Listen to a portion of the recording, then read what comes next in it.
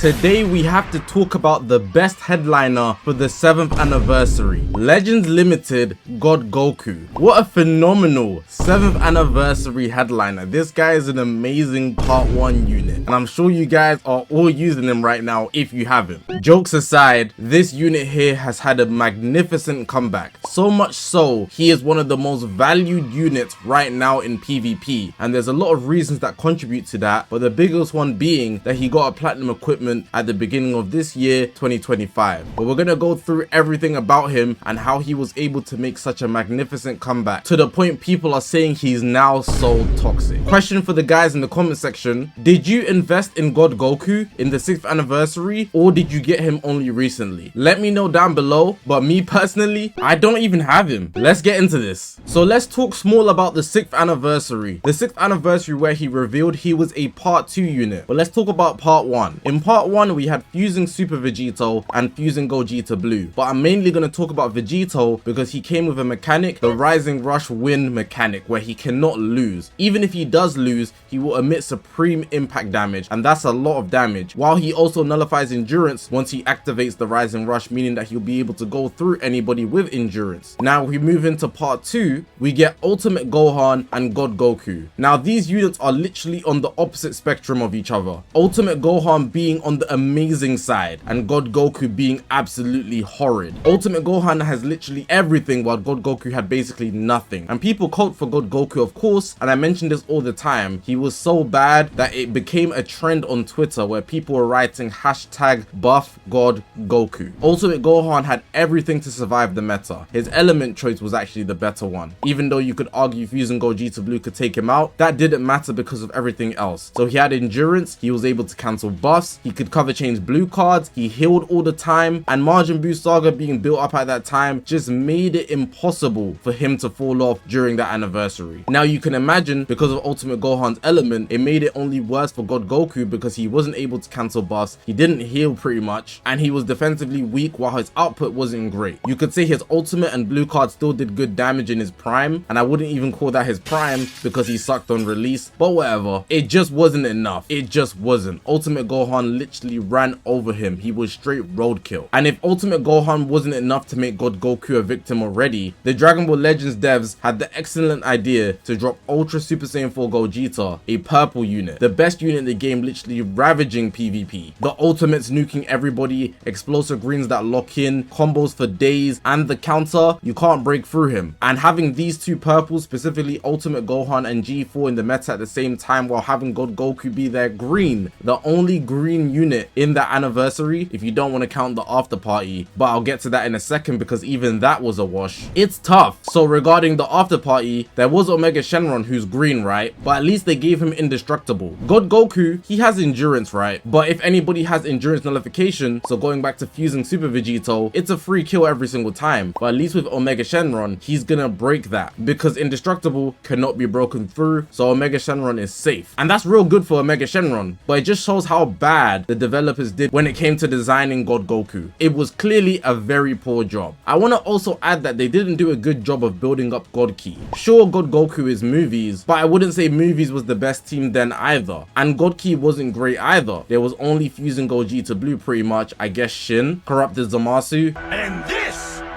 Vegito. But the way the team would be built, you'd be working overkill to make God Goku look good versus just using another team. For example, Fusion Warriors, Majin Buu Saga, any formation of Saiyans, and trust me, God Goku wasn't on that team. So if during his possible peak on his release, he couldn't shine, you can imagine going down the line for the rest of the year, he had no shot in hell. Literally none. Now let's talk about his platinum equipment. This platinum equipment dropped after the 2024 festival, so starting the year fresh, God Goku was able to get revived, and the timing of this, honestly, I think it was the best thing the devs could have done. Let's talk about it real quick. So it gives him pretty much everything he needs. So on the slot 1, he's got base health, base strike defense, base blast defense, and health restoration. Out of all of these 4, the HP and the health restoration are the most 2 valuable things here, mainly because he won't die. Because he already has endurance, he's able to keep that first bar of health high at all times, because if he does heal, he's gonna get a lot out of that, which is great. great. In slot 2 here, we get extra damage inflicted, blast attack, strike attack, and more. Restores own health. So the health restoration is just out of this world. You think you done damage to this guy, let him switch out and switch back in, it's gonna go crazy. He's gonna be almost back at full health in no time. 2 switches, 3 switches. Now slot 3 is the real game changer. Applies the following effects to self when this character enters the battlefield, restores ki by 30, charges unique gauge by 100%, activates once. The following effects occur when enemy uses a special move, awakened, or ultimate art while this character is on the battlefield, restores own health by 20%, activates twice, cancels enemy buff effects, activates 3 times, and then it says or restores own ki by 5 when this character enters the battlefield. Now with this slot here, this whole bit should have just been in his kit from the jump. I don't understand why they held it back when Ultimate Gohan pretty much already has this. But sure man, it's delayed, but I guess it's brought more life to him, and now they've added it in, and this has been the real game changer because that first life is now very, very, very credible on the battlefield. Before it was just like, whatever, you can just rip through that. Fusing Super Vegito, a blue unit, just rising, rushing him, and he's getting taken out. But now he's the real deal because he's gonna cancel buffs, he's gonna heal, and that's gonna keep him in top form consistently. And for him and all the God Goku enjoyers, that's great. This as a template in combination with everything in his kit. So some core factors I will bring up. His green card. His green card is the explosive type. So he pops the green card, it's easy for him to start a combo, and he's gonna get his vanish and restore back when he pops that. So he can able to vanish, green card, and he'll get his vanish back by the end of that combo, which is just overkill now. I already mentioned before, but his blue card and ultimates already did a lot of damage. Even though he wasn't great overall, he still had heavy hitting attacks, and now these are just crazy. If he hits you with an ultimate, be careful, that's a whole bar. Hits you with a blue card, that could be a whole bar or at least 80%, which is crazy. Blast arm on his strike cards, I guess that's just standard, but that's super nice, man. A very big help now that he's super buffed with his platinum equipment. And a big sleeper in my opinion is the AoE block. On top of the fact that he has his own AoE green card, he can also block AoEs when everybody does it towards him. So if it's God Goku versus God Goku, the first one will get blocked. If it's anybody else with an explosive green, for example, the instant transmission Goku, he's like the worst unit I could have mentioned, but I just wanted to put a cameo for him, that will get blocked. So on the battlefield, he's a nice reliable unit that can take hits, dish out hits, is gonna stay alive, he's gonna heal, pretty much making him unstoppable. Not literally, but easily one of the top dogs in the game right now. Now a big factor